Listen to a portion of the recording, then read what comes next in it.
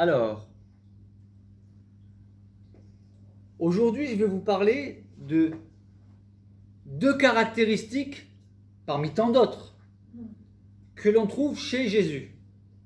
Et après, nous verrons dans quelle mesure cela peut nous faire du bien et nous encourager. Et surtout nous apprendre à mieux connaître le Seigneur. Le titre de mon message, c'est « Jésus, surdoué et hypersensible ». Vous avez des personnes qui sont douées, c'est sûr. Mais vous avez des personnes qui sont surdouées. Ça veut dire qu'ils sont doués au-delà de la norme. Doués de manière tout à fait exceptionnelle dans un ou plusieurs domaines. Et je vais vous démontrer que dans la Bible, nous découvrons à quel point Jésus était surdoué. Bien évidemment, en 30 minutes, je ne vais pouvoir que survoler la question.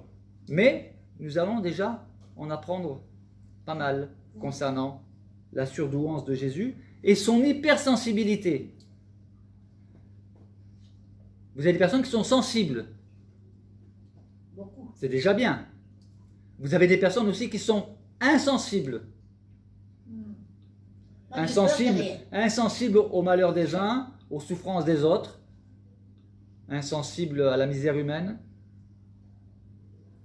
Et puis vous avez des personnes qui sont hypersensibles. Et là, il est question d'intensité. Ah bon, Jésus était hypersensible? Oui, mais attention.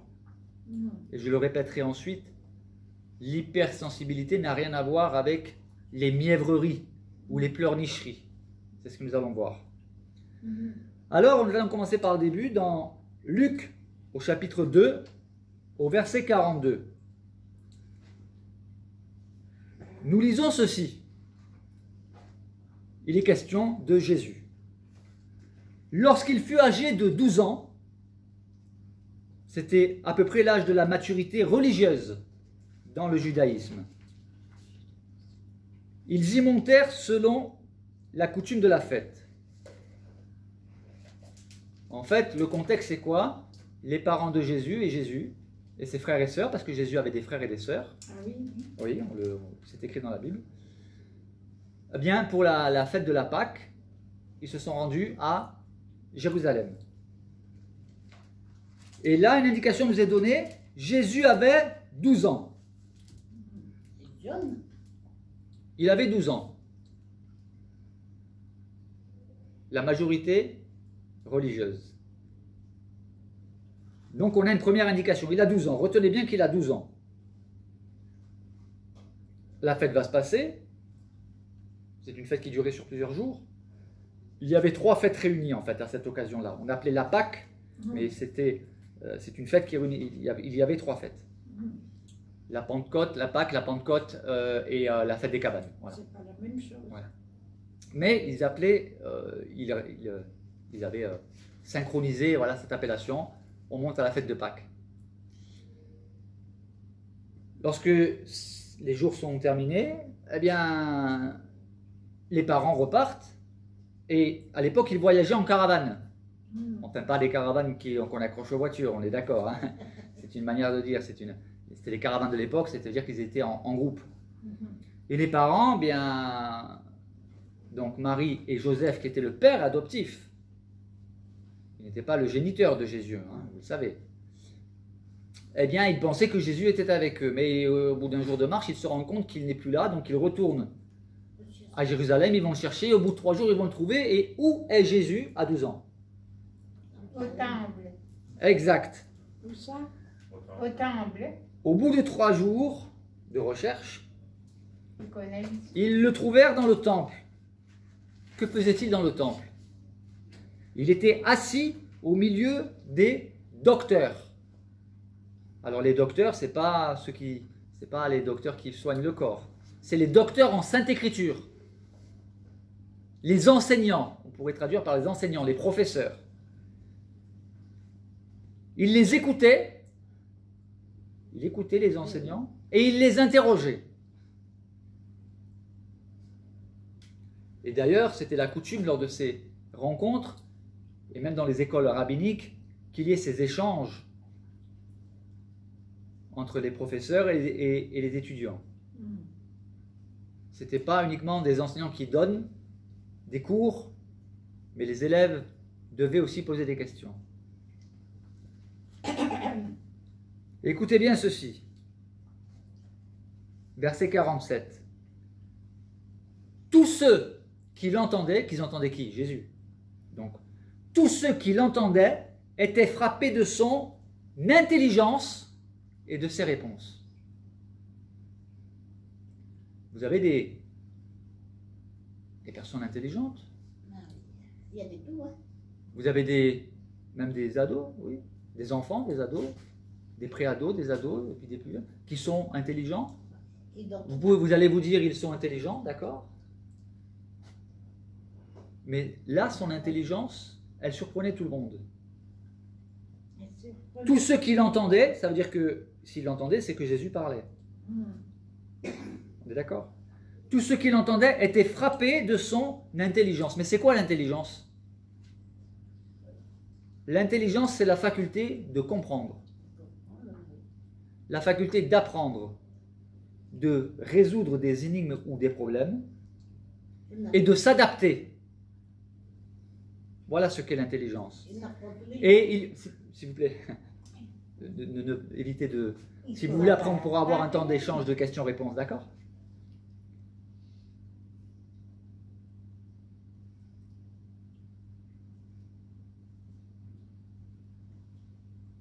Il y a différentes intelligences. On peut être intelligent dans un domaine et moins intelligent dans un autre domaine. Quand on sait que l'intelligence est la faculté de comprendre, eh bien, il arrive que nous soyons forts pour comprendre certaines choses, des concepts mathématiques, et que nous ayons du mal à comprendre comment fonctionne la grammaire, ou inversement. Il y a l'intelligence mathématique, c'est une chose, mais dans les mathématiques, il y a aussi l'intelligence comptable. Il y a l'intelligence, par exemple, moi je suis amateur du jeu d'échecs, l'intelligence échiquienne, c'est la faculté de comprendre le jeu d'échecs. Il y a l'intelligence émotionnelle, la faculté de comprendre les émotions des uns des autres, de pouvoir s'adapter à eux. Vous voyez, il y a des intelligences multiples. L'intelligence dans l'espace, la faculté de comprendre certains déplacements, de se situer dans l'espace. Donc c'est la faculté de comprendre. Et puis il y a aussi, très important pour le chrétien, l'intelligence spirituelle, la faculté de comprendre les choses de Dieu. Et vous avez des personnes, à ne pas confondre, attention, avec l'intelligence, ce qu'on appelle intellectuelle. Parce que vous avez des intellectuels qui tordent le sens des Saintes Écritures parce qu'ils n'ont pas l'intelligence spirituelle. Ils n'arrivent pas à comprendre des concepts divins, des concepts bibliques. Et ne pas confondre non plus instruit, cultivé et intelligence. On peut apprendre des choses par cœur, on peut connaître l'histoire de France, citer des dates, cela ne signifie pas qu'on est intelligent. Cela signifie qu'on est cultivé, qu'on est instruit, qu'on a une bonne mémoire même. Mais ça ne signifie pas que l'on comprend. Or ici, il est évident que tous ceux qui l'entendaient étaient frappés de ses capacités de compréhension, de son intelligence et de ses réponses. Ça veut dire qu'à partir du moment où il l'entendait, c'est qu'il parlait, et à partir du moment où ils étaient frappés de ses réponses, c'est qu'il était questionné, puisqu'il répondait. Ça veut dire que les docteurs, les enseignants lui posaient des questions. Et ils étaient frappés de ses réponses. Il avait 12 ans. Imaginez la scène. On est à Jérusalem. Il y a les plus grands docteurs, les plus grands professeurs qui se réunissent, qui ont des discussions théologiques avec des élèves, avec des jeunes qui ont soif. Donc ce sont des pointures. Et Jésus, alors même qu'il a 12 ans, il les a tous surpris. par ses capacités de compréhension, par ses questions, par ses réponses.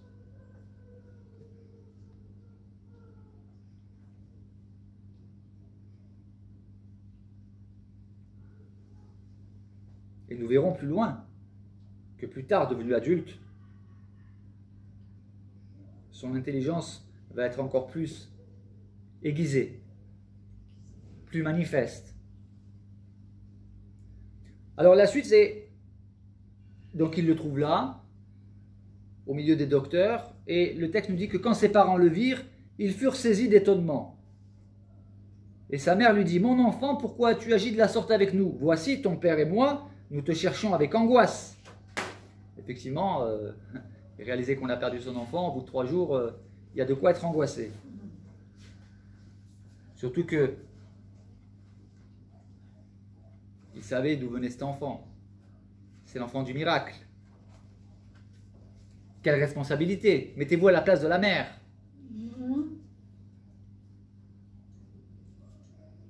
Et lui, il leur répond, « Pourquoi me cherchiez-vous? Ne saviez-vous pas qu'il faut que je m'occupe des affaires de mon père ?» Que nous révèle cette parole? Il faut s'arrêter sur le texte. Ne saviez-vous pas qu'il faut que je m'occupe des affaires de mon père? Cela signifie tout simplement que Jésus était conscient de qui il était et donc de son identité et de sa mission à 12 ans.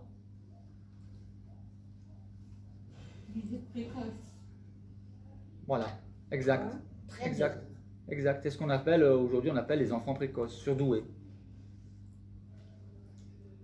Alors, évidemment, il n'y avait pas de test de QI à l'époque pour valider si oui ou non il était ce qu'on appelle aujourd'hui HPI, haut potentiel intellectuel. C'est comme ça qu'on appelle aujourd'hui les surdoués. Alors il y a des tas d'autres, il y a plusieurs autres appellations. Surdoués, il y en a qui disent zèbre, après il y en a qui ne sont pas d'accord sur les appellations, mais peu importe. Moi je retiens le terme, il est doué au-delà de la norme.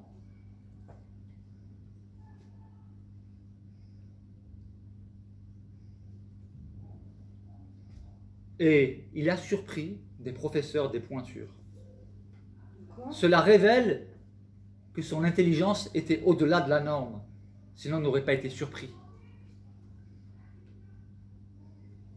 Mais voyez-vous, lorsque Jésus dit à ses parents, « Ne savez-vous pas qu'il faut que je m'occupe des affaires de mon Père ?» Le verset 50 nous paraît curieux, parce qu'il nous dit, « Mais ils ne comprirent pas ce qu'il leur disait. » Marie et Joseph n'ont pas compris, donc ils n'ont pas eu à ce moment-là l'intelligence spirituelle de comprendre ce que Jésus leur disait.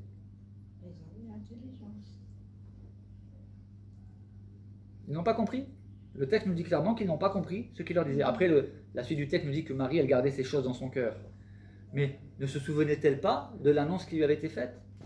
Joseph ne se souvenait-il pas de l'origine de Jésus? Ils n'ont pas compris le sens des propos de Jésus. Alors ça ne veut pas dire qu'ils n'ont pas compris qui était Jésus, mais ils n'ont peut-être pas fait le rapport entre sa réponse et le fait qu'il était là dans le temple. Il fallait qu'il soit dans le temple. Il fallait qu'il ait ses échanges avec ses enseignants, ses professeurs.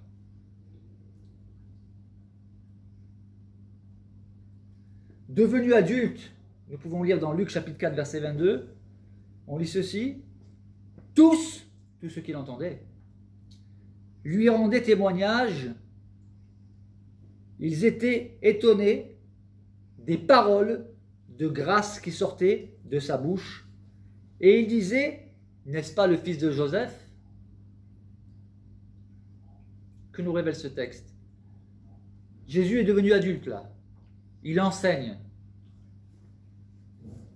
Et tous ceux qui l'entendaient rendaient de lui le témoignage que des paroles de grâce, des paroles qui font du bien, sortaient de sa bouche, mais il y a quelque chose qui les dérangeait, ils disaient, mais c'est juste un charpentier. c'est le fils de Joseph. Il est charpentier. Comment peut-il avoir des paroles tellement édifiantes alors que c'est un homme de petites conditions? C'est voilà, c'est un charpentier, c'est pas un rabbin. C'est le fils de Joseph. Allons plus loin. Toujours dans Luc, chapitre 4, verset 32, le texte nous dit « On était frappé de sa doctrine ». Ça veut dire de ce qu'il enseignait. Pourquoi? Car il parlait avec autorité. Oui, et alors? On va comprendre la différence. Il faut aller dans Matthieu, chapitre 7, verset 28-29. Après que Jésus eut achevé ses discours, la foule fut frappée de sa doctrine. Fut frappé de ses enseignements, parce qu'il se démarquait. Et le texte nous dit, car il enseignait comme ayant autorité et non pas comme leurs scribes. Les scribes, c'était les professeurs aussi. Ça veut dire que Jésus se démarquait dans sa manière d'enseigner par une autorité que les autres n'avaient pas. Forcément, Jésus est la parole de Dieu même. Il est la parole de Dieu, le Verbe de Dieu. Il ne peut être qu'au-dessus des autres enseignants. Et lui, en revanche, quand il enseigne, il n'est pas dans un relativisme. Il parlait avec autorité. Les scribes pouvaient émettre des suppositions. En tout cas, ce qui est clair, c'est que le texte nous révèle que les scribes n'enseignaient pas avec l'autorité que Jésus avait. Donc on était frappé de sa doctrine parce que Jésus, il enseignait, il parlait avec autorité. Dans Jean chapitre 7, versets 12 à 17, on découvre que ceci. Il y avait dans la foule une grande rumeur au sujet de Jésus. Les uns disaient, c'est un homme de bien. D'autres disaient, non, il égare les gens. Il égare la multitude. Il y avait des avis différents et ça n'a pas changé. On est d'accord. Aujourd'hui encore, vous avez des personnes, vous leur dites qui pour vous est Jésus? Il y en a qui vont dire, ah, c'était quelqu'un de bien. J'ai même entendu une fois quelqu'un qui dit, Jésus était le premier communiste. D'autres diront, il était fou. D'autres diront, c'était un idéaliste. D'autres diront, c'était un prophète. Et ce n'était qu'un prophète, parmi tant d'autres. Alors qu'aucun prophète n'est comparable à Jésus, de par sa naissance, de par sa vie, de par ses miracles, de par ses enseignements, de par son comportement, il est incomparable. Mais pour certains, Jésus n'est qu'un prophète.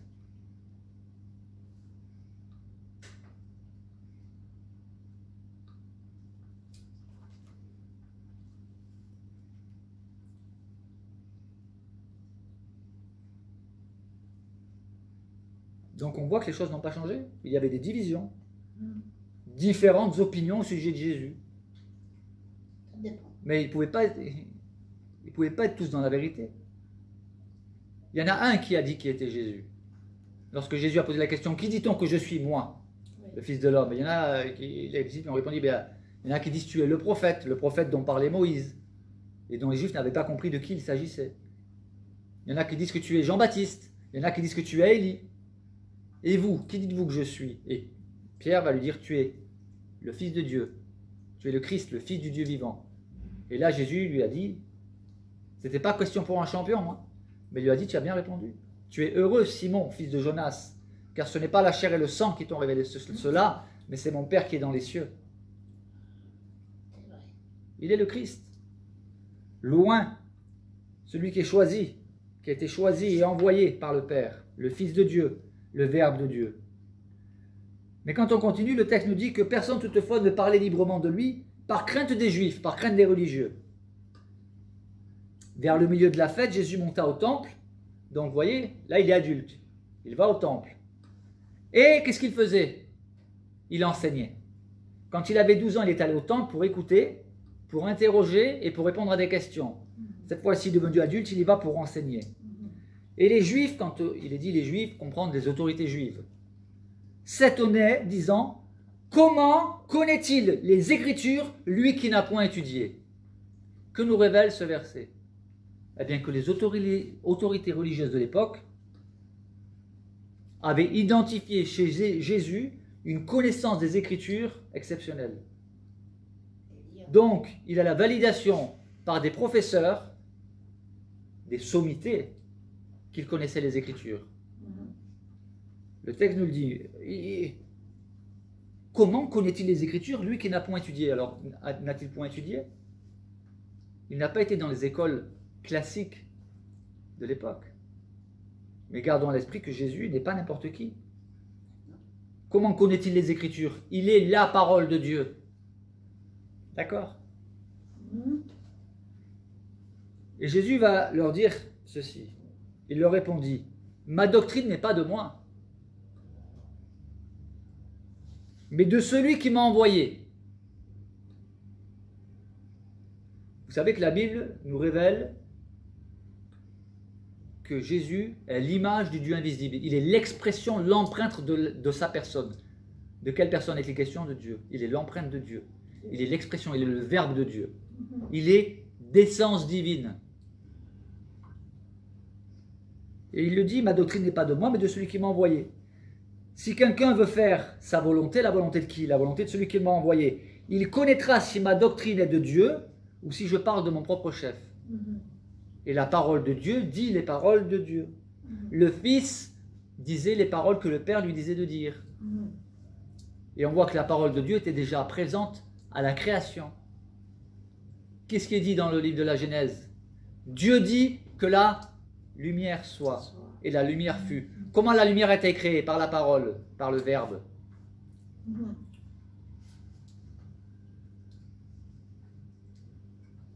Et ce que Jésus dit est aussi un enseignement fort pour nous. Il y en a, ouais, la Bible est falsifiée, la Bible n'est pas juste, je pense que j'ai déjà lu la Bible. Oui. Question, as-tu mis en pratique la Bible?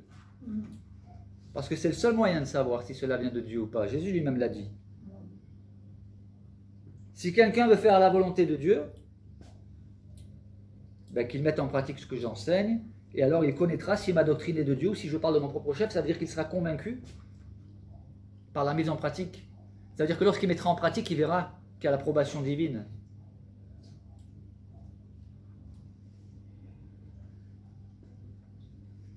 Plus loin, dans Jean chapitre 7, versets 31-32, nous pouvons lire ceci. Plusieurs parmi la foule crurent en lui, crurent en Jésus. Et ils disaient, le Christ, quand il viendra, fera-t-il plus de miracles que n'en a fait celui-ci? Les pharisiens, c'est-à-dire les religieux, les autorités religieuses juives de l'époque, entendirent la foule murmurant de lui ces choses, alors c'en est trop pour eux. Les principaux sacrificateurs et les pharisiens, qu'est-ce qu'ils vont faire? Ils envoyèrent des huissiers pour se saisir de Jésus. Il faut l'arrêter. Vous entendez ce que dit la foule? Vous entendez ce que la foule